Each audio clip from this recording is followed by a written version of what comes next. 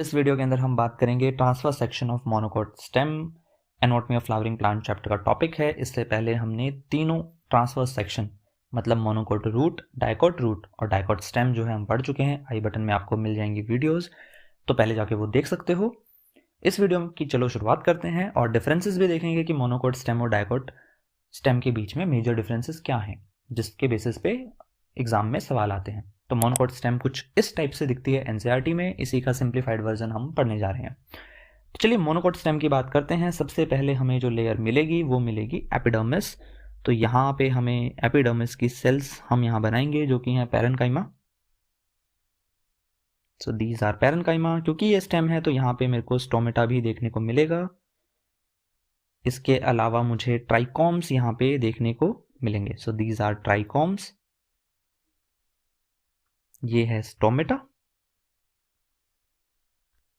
और ये है अपनी एपिडर्मिस की लेयर जो कि बनी है पैरेन्काइमा सेल से। सो P फॉर पैरेन्काइमा।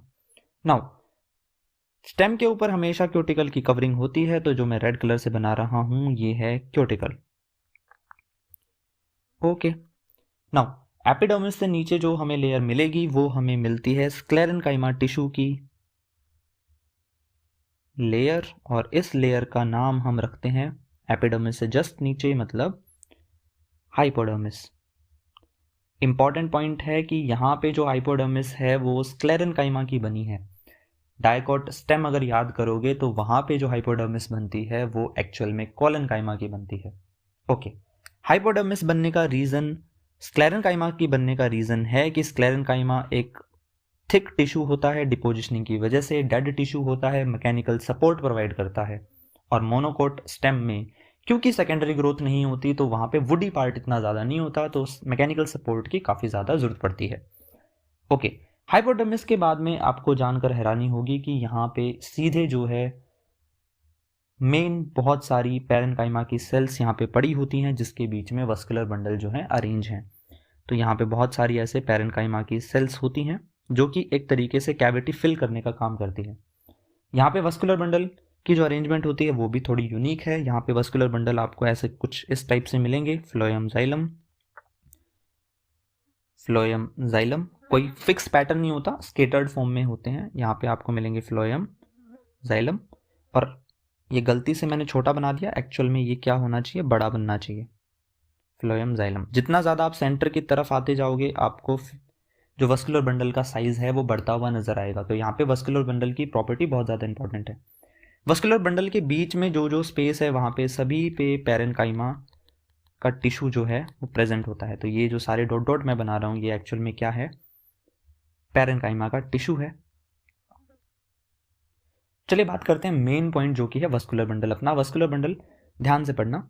देखो वस्कुलर बंडल की सबसे मेन खासियत क्या है, ये वस्कुलर बंडल किस टाइप का है, जाइलम और फ्लोएम एक साथ हैं तो मतलब कॉन्जॉइंट टाइप का है। सेकेंडरी ग्रोथ जो है वो मोनोकोट में होती नहीं, तो यहाँ पे closed conjoint closed vascular bundle type है। क्या सारे वस्कुलर बंडल का जो शेप है वो सेम होता है क्या, नहीं। पेरीफ्री पे जो वस्कुलर बंडल होते हैं, पेरीफ्री पे जो वस्कुलर बंडल हैं वो स्मॉल इन साइज होते हैं।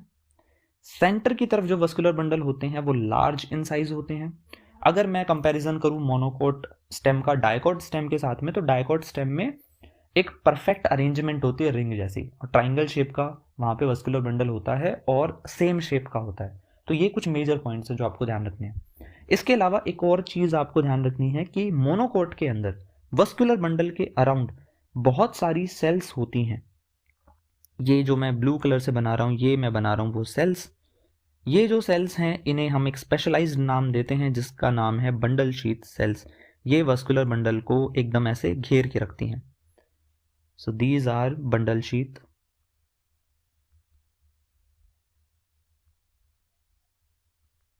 cell. ओके, तो ये एक मोनोकोट स्टेम का ओवरऑल डायग्राम हो गया।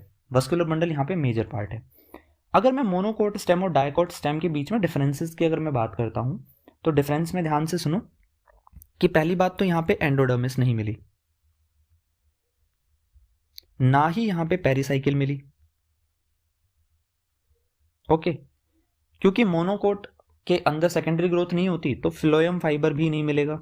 आपको ये अगर कंसेप्ट नहीं आता तो आप पिछली वीडियो में जान सकते हैं। फ्लोएम फाइबर जो होता है वो सिर्फ सेकेंडरी फ्लोएम में देखने को मिलता है, तो यहाँ पे सेकेंडरी फ्लोएम कभी बनेगा नहीं, सेकेंडरी ग्रोथ नहीं होगी तो फ्लोएम फाइबर आपको नहीं मिलेगा। इसके अलावा आपको यहाँ पे पेरिसाइकिल, एंडोडर्मिस और भी बहुत तरीके के जो टिश्यूज होते हैं जो हमें देखने को मिलते हैं, जैसे पित्त आपको देखने को नहीं मिलेगा, कंजक्टिव टिश्यू यहाँ पे देखने को नहीं मिलेगा। ओके, तो यहाँ पे इस तरीके से मोनोकोट स्टेम की अरेंजमेंट होती है। एक बार डिफरेंसेस को देख लेते हैं डाइकोट स्टेम के और मोनोकोट स्टेम के बीच में। डाइकोट स्टेम, मोनोकोट स्टेम, एक मेजर पॉइंट तो ये हो गया कि ये सारे टिश्यूज जो हैं वो एब्सेंट होते हैं, मोनोकोट में प्रेजेंट होते हैं डाइकोट स्टेम के अंदर। दूसरी बात, स्क्लेरेनकाइमा से बना होता है हाइपोडर्मिस, तो हाइपोडर्मिस जो है वो स्क्लेरेनकाइमा से बना है, स्क्लेरेनकाइमा से बना है। यहाँ पे हाइपोडर्मिस कॉलनकाइमा से बना है। इसके अलावा वस्कुलर बंडल जो होते हैं ऑल सेम होते हैं, बढ़िया इनकी अरेंजमेंट होती है, रिंग टाइप अरेंजमेंट होती है। यहाँ पे अगर मैं वस्कुलर बंडल की बात करूँगा तो सारे सेम नहीं होते, साइज का डिफरेंस होता है, तो साइज डिफरेंस होता है यहाँ पे। दूसरी चीज़ जो आपको इंपॉर्टेंट ध्यान रखनी है कि स्केटर्ड होते हैं, फैले हुए होते हैं, कोई अरेंजमेंट नहीं है, रिंग जैसा कुछ नज़र नहीं आता। ओके, साथ में बंडल शीथ सेल क्या होती है यहाँ पे प्रेजेंट होती है। तो ये था हमारा मोनोकोट स्टेम के बारे में discussion. Thank you so much. Next video में हम लीफ की एनाटॉमी पढ़ेंगे, ट्रांसफर सेक्शन लीफ का पढ़ेंगे, डाइकोट और मोनोकोट दोनों का एक ही वीडियो में हम कवर करके चलेंगे। Thank you so much. कोई भी डाउट हो तो आप कमेंट सेक्शन में पूछ सकते हैं। अगर वीडियो अच्छी लगी तो सब्सक्राइब भी कर सकते हैं। आगे चैनल पे बहुत सारी वीडियोस आती रहेंगी। Thank you so much.